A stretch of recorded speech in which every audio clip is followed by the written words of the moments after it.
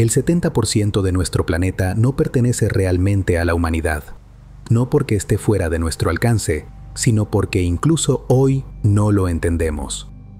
Bajo kilómetros de agua, presión extrema y oscuridad absoluta, existen registros que desafían las leyes que usamos para explicar la realidad. No hablamos de leyendas antiguas ni de mitos sin pruebas. Hablamos de datos, de sensores, de registros militares y de fenómenos documentados que la ciencia moderna aún no logra explicar por completo. Hoy abrimos los archivos del abismo, 7 expedientes reales, 7 enigmas que ocurrieron en el lugar más hostil del planeta y que, hasta hoy, siguen sin una respuesta definitiva. Diciembre de 1945. 5 aviones torpederos Avenger despegan desde la base naval de Fort Lauderdale para un ejercicio de rutina sobre el Atlántico. No era una misión peligrosa, no era un vuelo experimental. Era entrenamiento básico de navegación. Cada piloto tenía experiencia, cada avión estaba en condiciones operativas normales. Pero poco después de iniciar el ejercicio, algo comenzó a fallar. Las brújulas dejaron de marcar correctamente. Los pilotos comenzaron a reportar que el océano no se veía como siempre. El horizonte parecía distorsionado, el mar diferente. Y entonces se registró una frase que cambiaría la historia del caso. Todo se ve extraño, incluso el mar. El teniente Charles Taylor, piloto experimentado y líder del escuadrón, informó que los sistemas habían fallado al mismo tiempo. No uno, no dos, todos. Aquí es donde el caso deja de ser una simple desaparición aérea. Para que 5 aviones pierdan orientación de forma simultánea, deben producirse fallos sistémicos en cadena, errores humanos, anomalías magnéticas, relojes mal calibrados, condiciones meteorológicas extremas. Cada una de estas variables, por separado, podría explicar un accidente, pero incluso sumándolas todas, el nivel de desorientación reportado no encaja del todo. El vuelo 19 nunca regresó. No se encontraron los aviones. No se recuperaron los cuerpos y, hasta hoy, no existe una explicación concluyente. En el Pacífico Occidental, frente a las costas de Japón, existe una región conocida desde hace siglos como el Ma no Umi, el llamado Mar del Diablo. Durante generaciones, los pescadores evitaron estas aguas. Barcos desaparecían sin enviar señales de auxilio. Flotas enteras se perdían sin dejar rastro alguno. Durante mucho tiempo, las explicaciones apuntaron a criaturas mitológicas, dragones marinos, fuerzas sobrenaturales, pero la ciencia moderna encontró algo quizá más inquietante. Bajo estas aguas existen volcanes submarinos activos como el Myojin-sho. Cuando estos volcanes entran en erupción, liberan enormes cantidades de gas volcánico. Ese gas reduce de forma drástica la densidad del agua. Un barco que flota sobre una masa de agua así, pierde sustentación. No explota, no choca, no tiene tiempo de reaccionar. Simplemente se hunde en cuestión de segundos, sin aviso, sin señales de auxilio, sin supervivientes. No se trata de un mito, no es una leyenda. Es física extrema, aplicada en uno de los peores lugares posibles. La Atlántida ha sido ridiculizada durante siglos. Una historia filosófica, una alegoría, un mito imposible. Pero la arqueología moderna plantea una pregunta incómoda.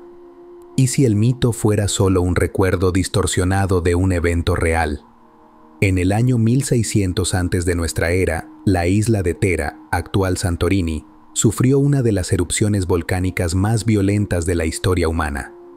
La explosión provocó tsunamis masivos, colapsos urbanos y la desaparición de una civilización avanzada para su tiempo. Ciudades enteras quedaron sepultadas, rutas comerciales desaparecieron, regiones completas fueron borradas del mapa.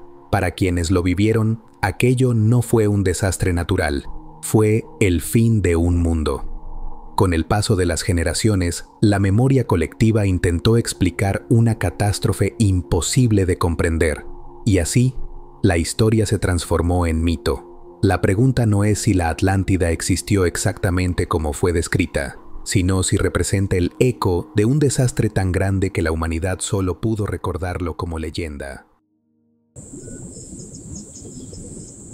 Durante más de 500 años, High Brasil apareció en mapas oficiales, una isla situada al oeste de Irlanda. No era una leyenda marginal, estaba registrada, cartografiada, aceptada.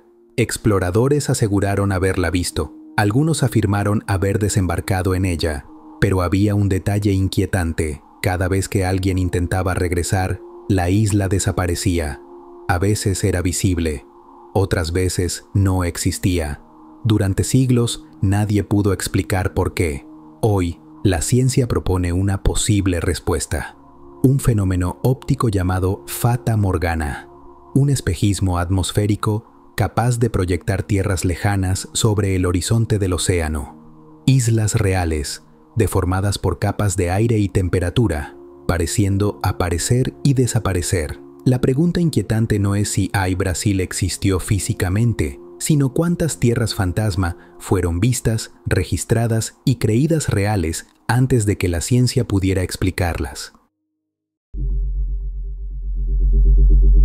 En 1963, durante ejercicios navales en el Atlántico, el portaaviones USS Wasp registró algo imposible.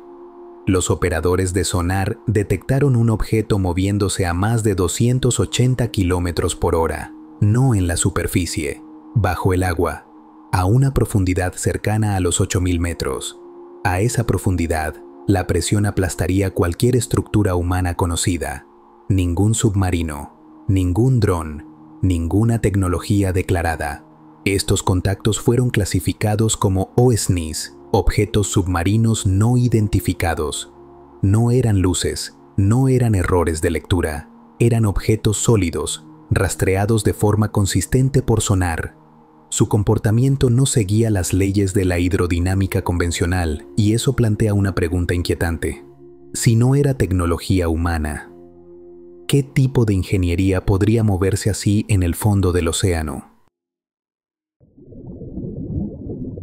En el punto más profundo del planeta, la fosa de las Marianas, existe un lugar conocido como el Abismo de Challenger. Se encuentra a casi 11 kilómetros bajo la superficie del océano. A esa profundidad, la presión supera las 1100 atmósferas. Durante décadas, la ciencia creyó que nada podía sobrevivir allí. Demasiada presión, demasiada oscuridad, demasiado frío, pero estaban equivocados. Exploraciones modernas detectaron formas de vida, criaturas transparentes, organismos sin ojos, estructuras biológicas que no encajan con lo que entendemos como vida viable, no dependen de la luz, no siguen las reglas conocidas de los ecosistemas superficiales. La pregunta ya no es qué vive allí abajo, sino qué más podría existir en condiciones que aún no comprendemos del todo. En la década de los 90, ingenieros de la NOAA registraron un sonido que desconcertó a la comunidad científica. Lo llamaron Julia. No era una señal artificial, no era interferencia, no era ruido de fondo. Era un sonido orgánico extremadamente potente, capaz de viajar miles de kilómetros a través del océano. Su origen no pudo ser localizado con precisión. La explicación oficial apunta a icebergs antárticos fracturándose bajo el agua, pero hubo un problema. La frecuencia, la duración y la estructura del sonido no coincidían del todo, porque el océano no solo transmite sonido, lo amplifica, y aún hoy no conocemos todas las fuentes capaces de producir señales de ese tipo en las profundidades. Si este tipo de historias reales te interesan, este canal es para ti.